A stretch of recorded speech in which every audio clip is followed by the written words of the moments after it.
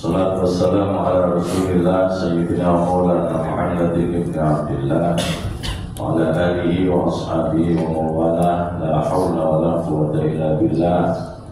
Maka anak sekalian, kita lanjutkan pelajaran Aqidatul Awam kita. Namun seperti biasanya kita akan awali terlebih dahulu bersama-sama baca nazam Aqidatul Awamnya sampai di bait yang ke-12. Baik semuanya, konsentrasi dan ikut membaca dengan suara maksimal, suara yang bagus biar ada manfaatnya. Bismillahirrahmanirrahim.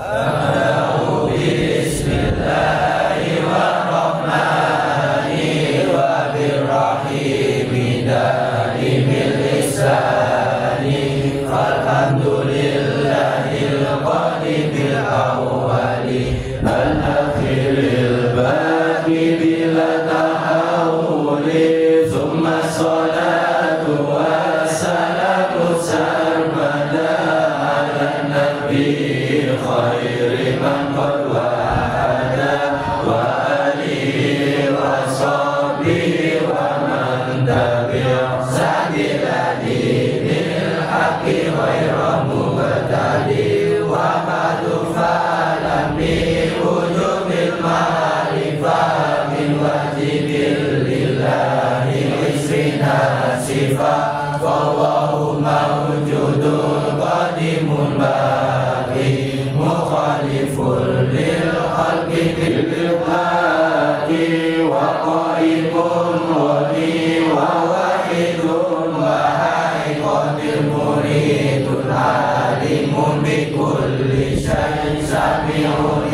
basirun wa mutakallimun lahu sifatun sab'atun tantawimu faqudratun iradatun samum basar hayatun ilmu kalamun isamaw fajaizun bifahlihi wa alihi takuli kulli mungkinin kafiratihi asala anbiya nabi fatona bisilmi wa tablihi wal amana wa jaizum fil hakim min aqadi bi khairi nafsin ka khafifil maradi. Baik, anak-anak sekalian,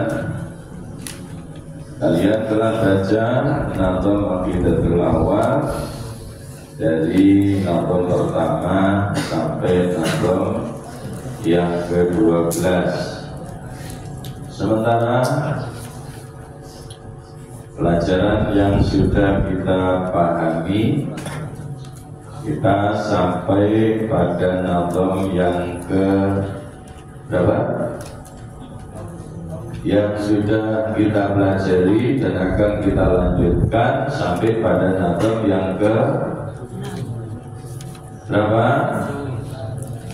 Ke? Yo, yang benar berapa?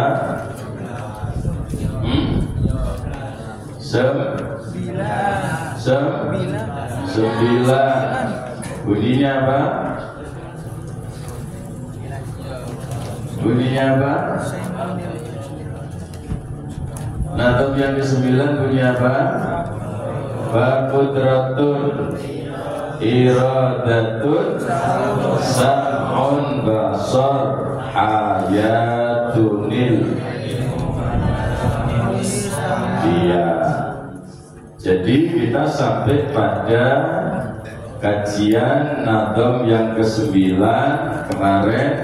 Kita mulai dengan pemahaman tentang sifat wajib Allah yang terkelompok dalam kategori sifat ma'ani. Apa sifat ma'ani? Sifat yang artinya berdiri pada satu. Sing banget, sing jelas. Tunjukkan kamu laki-laki. Pada keberadaannya berdiri pada satu Allah Subhanahu wa taala yang wajib baginya. Ya, sifat ma'ani adalah sifat yang keberadaannya berdiri pada zat Allah yang wajib baginya hukum. Ada berapa sifat ma'ani? 7. Ada berapa sifat ma'ani? 7. Ya, jangan sampai mudah kepancing. Ya, bukan 9, tapi itu 7. Ya, kadang-kadang memang perlu untuk meyakinkan bahwa jawaban kamu sudah benar. Jadi jangan ragu. Nanti kalau ujian juga gitu. Ada 7 sifat yang terkategori atau terkelompok dalam sifat ma'ani, dimulai dengan sifat qudrat. Ya, sifat qudrat. Ya. Kalau kalian membaca sifat wajib Allah dalam urutan seperti yang biasa kamu baca menjadi pujian di musola, insya Allah semuanya hafal. Ya, tinggal nurut aja. Ya, tinggal nurut aja. Sementara sebelum sifat ma'ani yang sudah kita pelajari sifat apa? Satu sifat nafsiyah. Ada berapa? 1. Saya ulang-ulang supaya kamu tetap ingat. Ya, sifat nafsiyah jumlahnya 1. Yang kedua adalah sifat salbiyah. Sifat salbiyah jumlahnya berapa? 5 sifat. Ya, lalu kemudian kita masuk pada sifat ma'ani jumlahnya 7. Dimulai dari sifat qudrat. Ya, kalau bahasa Arab itu bacanya qudrat. Ya, makanya faqudratun. Ya, Allah itu memiliki sifat maha kuasa. Apa artinya qudrat?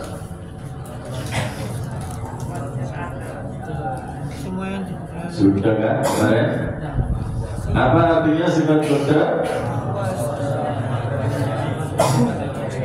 Sifat yang ada dahulu dan berdiri pada zat Allah Subhanahu wa ta'ala, ya, yang dengan sifat qudrat itu Allah mewujudkan segala sesuatu yang mungkin atau meniadakannya. Jadi sesuatu yang mungkin itu bisa diciptakan oleh Allah. Ada juga sifat itu justru malah ditiadakan oleh Allah. Sesuatu itu bisa diciptakan, bisa ditiadakan. Apa sesuatu yang mungkin diciptakan atau ditiadakan oleh Allah? Semuanya yang bernama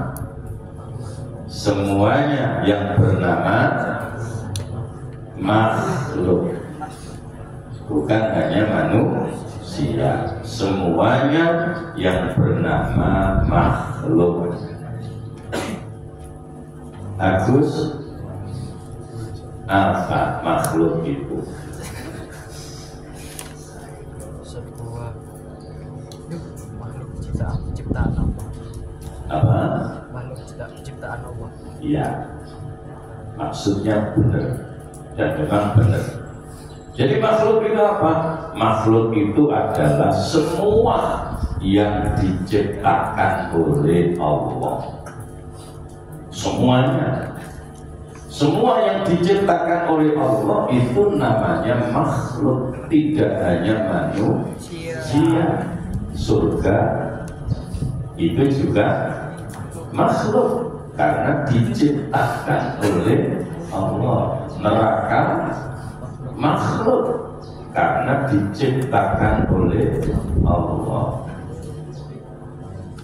Yang selalu kita lihat di bumi, api itu makhluk karena api diciptakan oleh Allah. Air juga makhluk karena dia diciptakan oleh Allah dengan sifat-sifat yang dikehendaki oleh Allah. Ya, kemarin saya terangkan api itu panas bukan karena apinya yang panas, tapi apa? Allah menghendaki api itu panas. Ketika Allah menghendaki api tidak panas bisa terjadi, dan itu dicontohkan fakta yang dialami oleh Nabi Ibrahim. Ini biar kamu tambah yakin. Makanya penting mengulang. Jadi pendidikan itu tidak cukup sekedar taklim. Taklim itu kan ya belajar, tapi ada tadris, ya, ada takdir. Nah, yang sempurna itu adalah at-tarbiyah, itu namanya pendidikan. Kalau taklim itu pembelajaran. Ya, kalau pembelajaran itu sifatnya hanya transformasi pengetahuan, tidak sampai menyentuh pada esensi perubahan. Ya, hanya transformasi pengetahuan. Kon asale karo mariru, ku jenenge belajar. Tapi kalau pendidikan tidak cukup sekedar ru, tapi ngerti, yakin, lalu dilakoni. Nah, ya, jadi tidak sekedar tahu, lalu paham, ya, lalu yakin, kemudian diamalkan. Nah, ini yang harus kamu punya, ya. Saya itu yakin kalau kamu itu tahu tentang sholat. Berapa contohnya sholat? Yakin kamu tahu tentang sholat. Ketika orang sudah memulai sholat dengan takbiratul ihram, dia tidak boleh bicara kecuali membaca apa yang menjadi bacaan di dalam sholat. Tidak boleh berbicara dengan kata-kata yang lainnya. Betul? Betul. Kamu tahu? Iya. Tahu. Paham? Paham. Yakin? Yakin. Dilakoni? Yo iki sing ndarani. Mulane tengah-tengah sembahyang si ono si ngomong. Ngono kok urip. Ya. Nah, ini berarti apa? Taklimnya sudah jalan, tarbiyahnya belum mendapatkan hasil. Ya, belum mendapatkan hasil. Karena itu saya kepingin tidak seperti itu. Yuk dipraktekkan. Ya, apa yang kamu ketahui, apa yang kamu pahami, kamu laksanakan, kamu praktekkan. Supaya apa? Supaya ilmu yang kamu pahami menjadi ilmu yang bermanfaat. Ya. Jadi anak-anak sekalian, ketika kita meyakini Allah itu punya sifat kudrah, Allah itu punya sifat maha kuasa, maka ketika keyakinan kita itu betul-betul masuk mantap di dalam hati kita, Maka saat kita melihat semua yang ada, saat kita melihat semua makhluk yang ada, maka yang kita lihat bukan hanya makhluk itu, tetapi kita kemudian tahu dan yakin di sana ada Allah yang menciptakan makhluk itu. Di sana ada Allah yang menghendaki itu.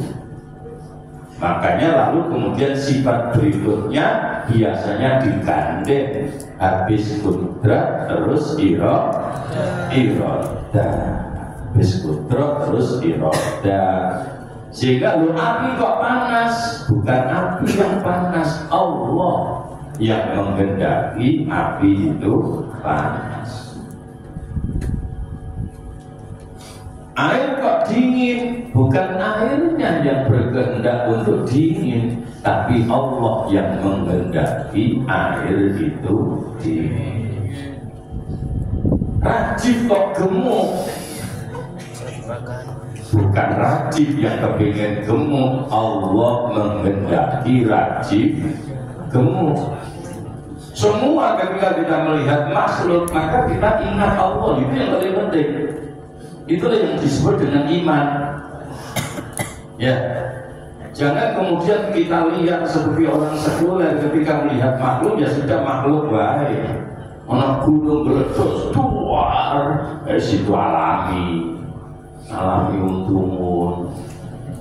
Tidak ada kejadian yang alami. Semua kejadian di alam semesta ini dikehendaki oleh Allah.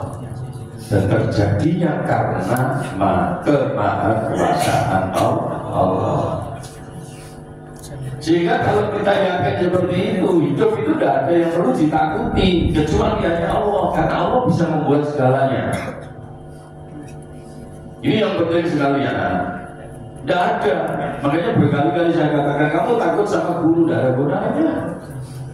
Sama makhluknya kok. Ya. Tapi takutlah kepada Allah sehingga ketika kamu akan melakukan pelanggaran, kamu selalu ingat ada konsekuensi yang harus ditanggung akibat pelanggaran yang kita lakukan. Maka ketika konsekuensi itu harus kita terima, jangan pernah mengkambing hitamkan orang lain, lalu menyebut ini itu dan sebagainya. Ya, itu namanya yakin. Ya, perhatikan sekali lagi, semuanya, ya, semuanya kejadian maupun segala sesuatu yang nyata dalam penglihatan panca indera kita itu tidak terjadi tiba-tiba, tidak muncul tiba-tiba, tapi di sana ada kudratnya Allah Subhanahu wa Ta'ala. Tapi jangan salah mengeterapkan. Loh, kok gomblo? Terus Gusti Allah kudro ini ya. Aku akhirnya tak pilih gomblo. Ibu jawaban ngawur. Walaupun endingnya itu tetap kudratnya Allah, tapi manusia diberi oleh Allah untuk apa? Untuk berusaha, diberi peluang, diberi kesempatan untuk melakukan ikhtiar. Maka belajarlah. Ketika kamu belajar sungguh-sungguh, bukan mustahil lalu Allah memberikan kepada kamu ilmu yang kemudian apa yang asalnya kamu tidak tahu menjadi tahu, yang asalnya tidak ngerti jadi ngerti.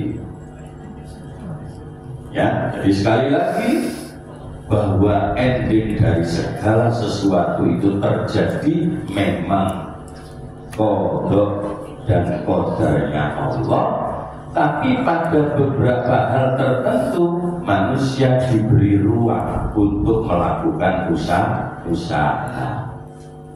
Maka ketika kita ingin dapat rezeki, yakin rezeki itu yang ngasih Allah. Tapi ingat, kita diberi ruang oleh Allah untuk berburu, mencari rizkinya Allah. Wis golek temenan, wis nyambut gawe temenan, tiba oleh yang sakmene, ya selesai. Itulah kodok-kodoknya Allah yang harus diterima dengan ridho. Aku sekolah terus Pak, rajin, gak tahu bolos, gak tahu telat, mlebu terus, tapi turu wae kelas. Yo padha karo guru. Iya kan? Enggak, saya sudah rajin Pak. Saya masuk terus, saya tidak pernah terlambat. Di kelas saya tertib, ada guru nerangkan, saya dengarkan. Saya sungguh-sungguh mengikuti Pak Hendra ngasih contoh untuk membuat ini harus jelas dengan cara seperti ini. Saya perhatikan, barang tak coba mencek kelas. Artinya apa? Kamu belum bisa kan? Gak apa-apa. Saat itu memang takdirnya belum bisa, tapi bukan berarti tidak bisa. Karena ruang untuk melakukan usaha dibuka lebar sepanjang kita masih punya kesempatan belajar lagi, ya kan? Mencoba lagi. Akhirnya lalu Allah memberikan, oh ibadah saya bisa, ya kan? Seperti itu hidup itu, ya. Hidup itu seperti itu. Jadi tidak kemudian tiba-tiba kita menyerah, tidak boleh. Karena ada hal-hal di mana Allah memberikan ruang kepada manusia untuk melakukan sesuatu. Ya termasuk tadi menuntut ilmu,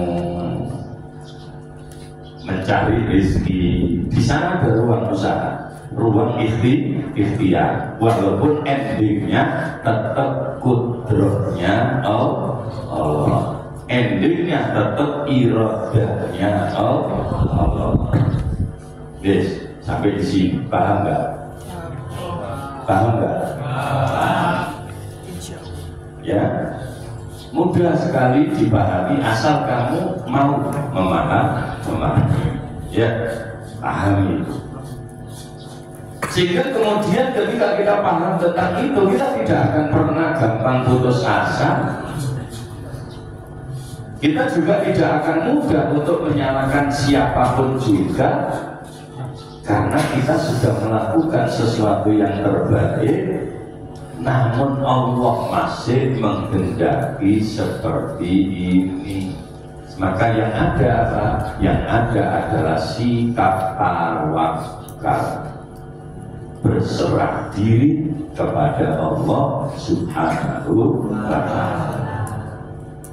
Ya, karena itu tadi saya katakan setelah sifat kudrahnya Allah, sifat berikutnya yang kedua dari sifat ma'ani adalah iradah. Apa iradah itu? Apa iradah itu? Maha berkehendak. Maksudnya apa? Apapun yang diciptakan. Maksudnya apa? Apapun yang diciptakannya, apapun. Maksudnya al-iradatu hiya sifatun wujudiyatun qadimatun qa'imatu bidzatihi ta'ala. Tulisan kaiso aku cocok sih. Kalau tidak kamu pernah mendengar, ya, al-iradatu hiya sifatun wujudiyatun qadimatun qa'imatu bidzatihi ta'ala yahsulu biha tahsilul mungkini bi ba'di ma yajuzu alaihi. Apa itu artinya? Sifat iradah itu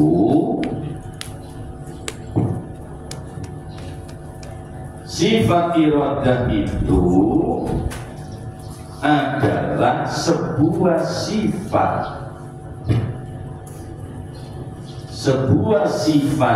yang ada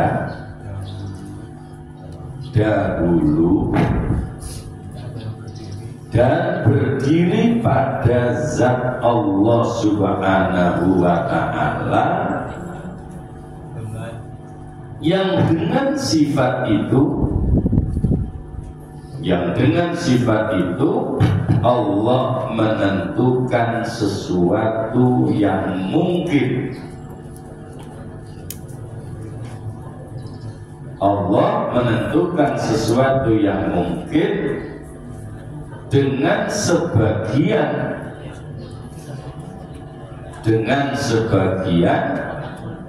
yang masih boleh baginya.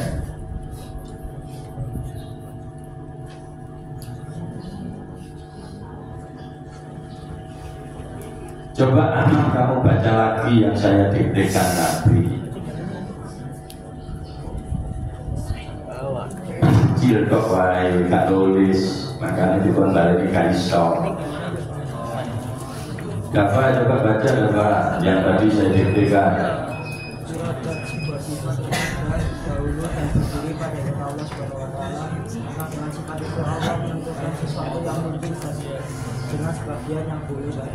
Iya. Jadi sifat-sifat Allah itu selalu seperti itu ya.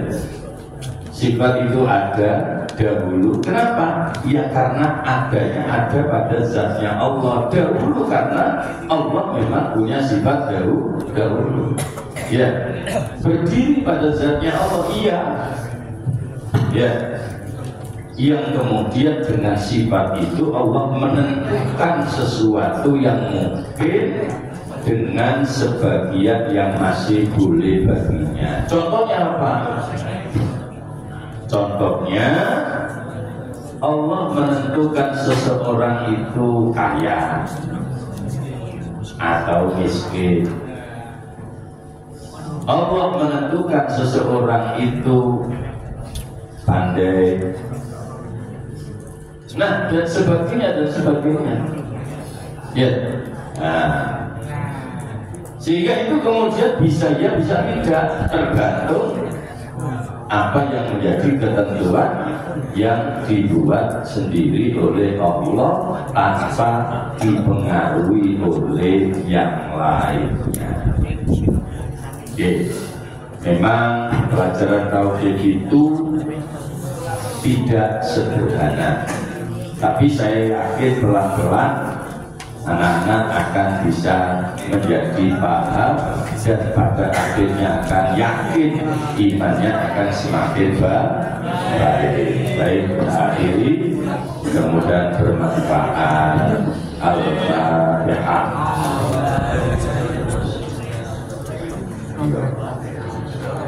Amin.